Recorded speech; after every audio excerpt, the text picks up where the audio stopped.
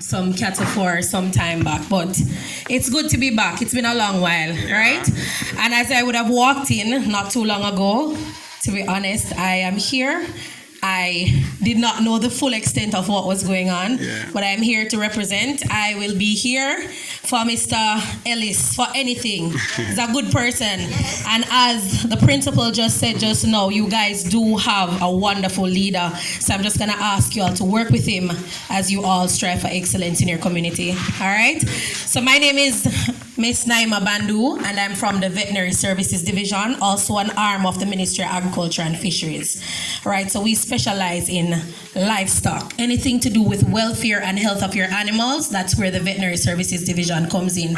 A few fun facts. A lot of people do not know this about us, but the Veterinary Services Division is responsible for so many things that you probably would not know about. So anything that is related to meat or milk products, that is us. So with regards to import and export of these products, the Veterinary Services has to sanction that permission for these things, finding out that it is fit for import or export. All right, so we are responsible for that. We are responsible for safeguarding our borders where it comes on to any kind of infectious diseases or zoonotic diseases of animals that can be passed to people or likewise from people to animals. All right, so when you hear about African swine flu, swine fever, the Vet Services Division is working tirelessly to ensure that our borders are safe from this virus or this fever that is damaging so many places across the world. All right, but today I just want to speak a little bit on the NATES program, right? A lot of emphasis was placed on it a year or two ago, but I realized that, slowly people are losing the whole touch of the idea of the NATES program, and that the NATES program is really a national animal identification and traceability system.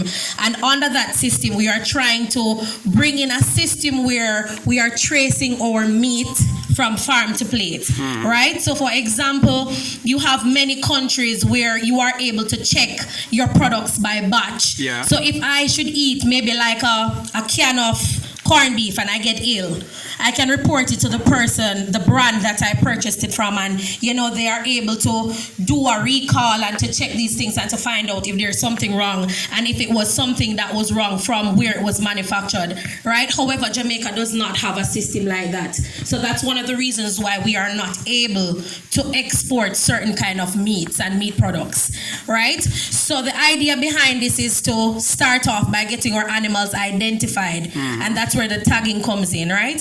And when you tag your animal, we at that same moment we collect a DNA sample from the animal's ear that we keep at our lab. So for peradventure something should go wrong and we are able to identify the animal, we're able to take a sample from that meat and we are able to trace it back to our lab, and we are able to say, okay, it came from Mr. Tom's farm, and we go there and investigate and we try to find out what is wrong here or if there is any kind of outbreak or anything of that nature, right? So I am trying to sensitize you today about the NATES program and tagging. So if you are a cattle farmer and you need your animals to be tagged, or if you're interested in any way at all, you can meet with me after the meeting has ended and we can have some conversation about that.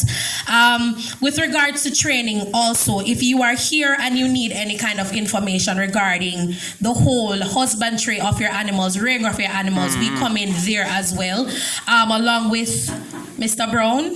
They are a private entity, but with the government, you do have that advisement of nutrition, from beginning of rearing to the end, whatever it is that you need concerning your animals with health, the well-being and welfare of the animals, you are able to contact the Veterinary Services Division. And as I said, I am the officer for St. Catherine. So if you need to contact me, you can get my number after, or you can get it from your president here, Mr. Ellis.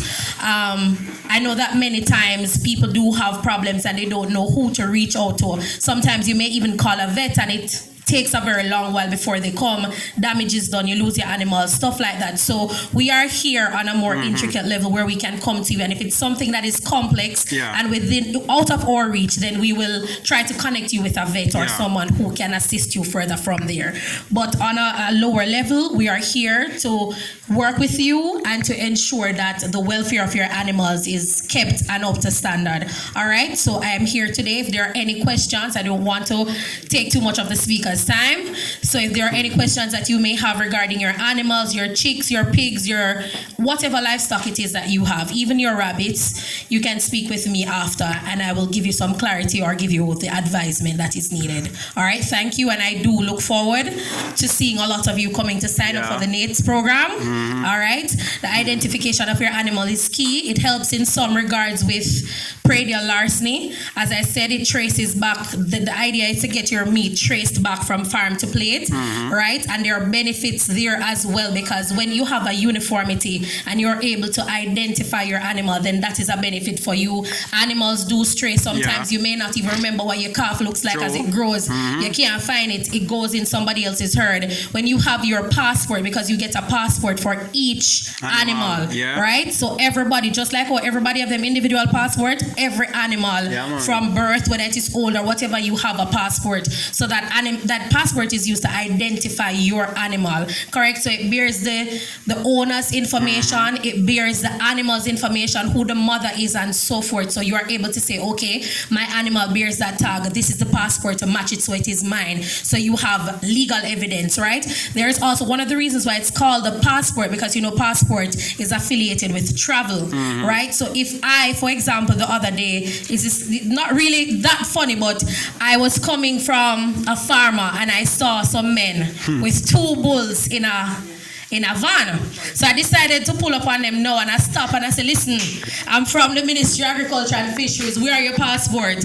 And the man them shut up for a little bit, and I see them draw for some receipts. They bear their rather receipts, and I said to them, it is good that you have this, right?